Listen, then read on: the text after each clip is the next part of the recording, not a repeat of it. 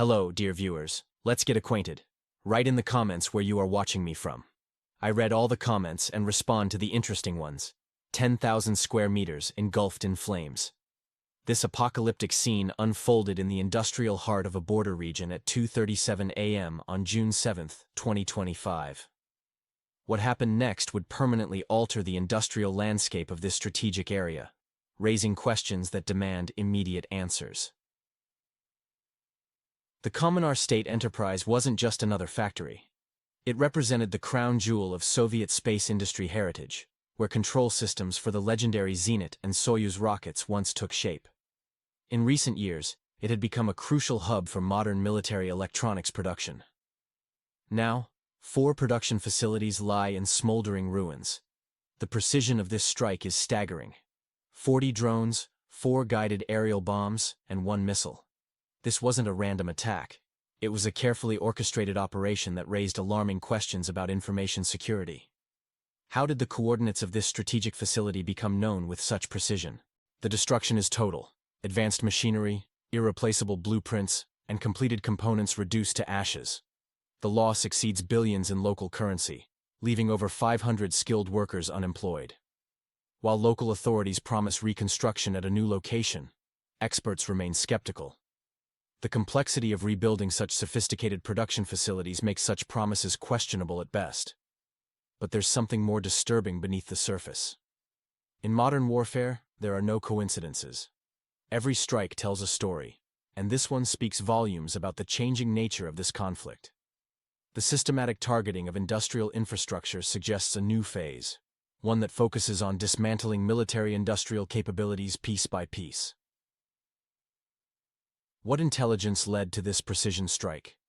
Who might have provided the exact coordinates?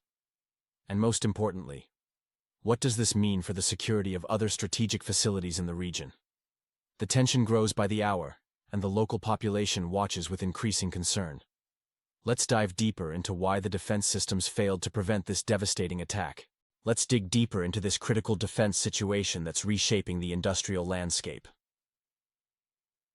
In the next segment, we'll examine how these defense failures ripple through the entire region, impacting not just military readiness, but civilian infrastructure.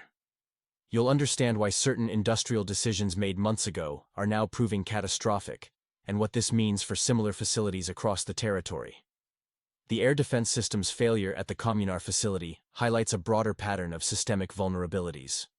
When key industrial assets operate at full capacity without adequate protection protocols, they become obvious targets. The facility's management seemingly ignored the clear warning signs from 2022, continuing business as usual despite the elevated threat level. This former Soviet republic's industrial capacity faces unprecedented challenges. Beyond physical damage, we're witnessing a perfect storm of workforce drain and disrupted supply chains. Skilled specialists are leaving, and critical component supplies have become unreliable, creating a downward spiral that affects the entire defense sector. The air defense system of this politically turbulent region shows concerning gaps in coverage. While resources concentrate around residential areas and border zones, industrial facilities remain exposed to low-flying unmanned aircraft. This strategic miscalculation reveals a deeper problem in defense priority setting. These facts won't reach the evening news. Stay ahead. Subscribe for direct, unfiltered updates. Friends, especially those with experience in defense industries, what protective measures would you implement if you were managing such strategic facilities? Share your professional insights below, and let's discuss real solutions to these critical vulnerabilities. In a concerning development, social media discussions have revealed potential strategic information leaks, with speculation about insiders, compromised communications, and possible betrayal. While specific perpetrators remain unidentified, these discussions indicate deeper issues. The Kommunar facility's critical vulnerability was its active status, drawing attention from intelligence operations. Recent events reveal sobering conclusions about the shifting power balance in the conflict. The unstable region is rapidly losing industrial potential, crucial since military success depends on production capabilities. Over 6 months, Russia has increased offensive weapons output, while the troubled region faces systematic destruction of its industrial base. Experts note rebuilding lost production could take a decade and require massive investments, unlikely in the current climate. While Russia methodically increases production of high-tech weapons, UAVs, kamikaze drones, and guided bombs, the opposition focuses on political declarations. The Kommunar facility became the sixth strategic industrial target destroyed since early 2025. Previous strikes eliminated key defense enterprises including Kiev Impulse, electronics, arsenal, optical systems, and Nikolaev facilities. The systematic targeting reveals a clear strategy, dismantling industrial capacity rather than direct confrontation. This approach is increasingly effective given the production capability gap between sides. Looking objectively shows a shift in military dynamics. Focus has moved from tactical engagements to strategic degradation of industrial capacity, fundamentally altering the conflict's nature. Share your thoughts. What changes have you observed in military technology and production capabilities since the conflict began? Your perspective helps build a complete picture of these events. In today's analysis, we're examining a series of precision strikes that have systematically targeted key industrial facilities across the territory of instability. After neutralizing armor repair facilities, microchip production in Poltava, and drone assembly complexes in Dnipropetrovsk, attention has shifted to Kharkov's strategic infrastructure. What makes these recent strikes particularly noteworthy is their surgical precision. Intelligence reports suggest the operation aimed not at temporary disruption, but complete neutralization of strategic capabilities. According to reliable sources, one of the destroyed buildings housed technical documentation for a new joint project with Western contractors, an advanced combat drone initiative. Military analysts highlight the methodical approach in target selection.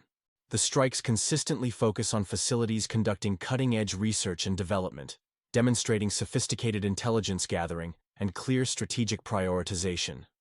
This suggests a deep understanding of critical military-industrial nodes. The local authorities' surprisingly muted response raises serious questions. Standard Interior Ministry statements, routine fire department reports, and perfunctory investigation announcements fail to address crucial issues.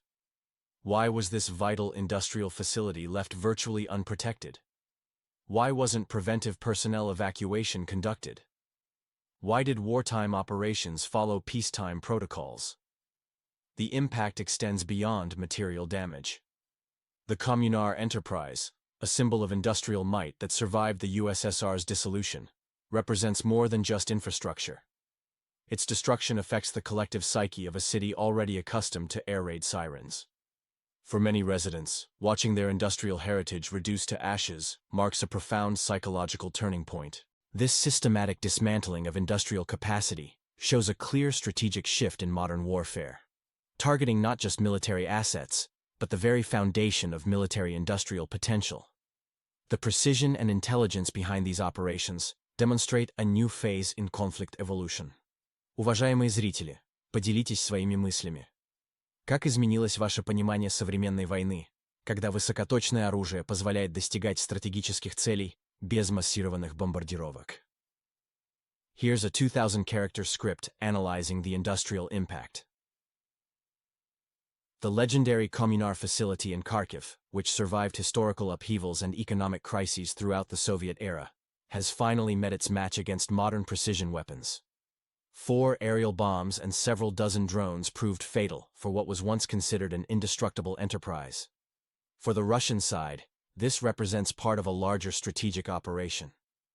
Experts emphasize that rebuilding will require massive investments and many years of work. What's lost isn't just production capacity.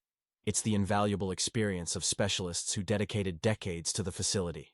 Particularly concerning is the fate of technical documentation archives and unique developments stored in factory laboratories.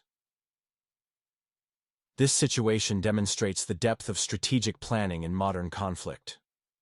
We're not just seeing isolated strikes on facilities. We're witnessing systematic pressure on military-industrial potential in this territory of instability. The timing of these strikes is especially crucial. The Kommunar plant produced critical electronics, the components that transform metal into modern weaponry. Without these components, Even Western-supplied equipment loses significant effectiveness. According to Western analytical centers, by the end of 2025, the former Soviet Republic may lose nearly a third of its defense production capacity. This creates a multiplier effect of problems. While lengthy approval processes for arms supplies from the US and EU continue, and while ammunition production in Eastern Europe is being established, the army of this politically turbulent region faces an acute shortage of high-tech components. Notably, against this backdrop, calls for peaceful resolution are increasingly heard in Washington and Berlin's political circles. It's becoming evident that time is working against certain strategies. The systematic degradation of industrial capacity raises fundamental questions about the sustainability of current policies. Comment Byte. Share your memories about the industrial might of our cities during Soviet times. What heights did we achieve together, and what wisdom from that era could help us rebuild today? The recent strike on the Kommunar factory marks a pivotal shift in the conflict, revealing deeper strategic implications. What we're witnessing is part of a methodical approach to dismantling industrial capabilities. The Western response speaks volumes. No dramatic statements, emergency deployments, or additional sanctions. NATO headquarters leaks indicate the alliance's unwillingness to intervene against future strikes on critical infrastructure in the northern Black Sea region. European powers focus more on post-conflict positioning than present challenges. While the US keeps Patriot and THAAD systems on their territory, Britain and France argue over sending 3 helicopters, a symbolic gesture at best. The question remains, which facility might be next? Yuzhmash's rocket production, the Antonov aircraft plant, or the Vlavoy armored personnel carrier facility? Russia demonstrates its capability to systematically disable key elements of the military-industrial complex with economic efficiency. Modern weapons are sophisticated electronic systems requiring years of preparation and massive investments. The destruction of industrial infrastructure cannot be quickly remedied, even with Western funding. The technological dependency factor is crucial. Those betting on prolonging the conflict face reality. Replacing local electronic manufacturing capabilities isn't simple. The systematic targeting suggests a strategy of economic exhaustion rather than direct military confrontation. The pattern is concerning. The West appears unable or unwilling to compensate for lost military electronics production. The strikes continue while Western partners discuss hypothetical scenarios. Comment. Fellow analysts, what's your assessment of Russia's strategic approach to dismantling military production capabilities?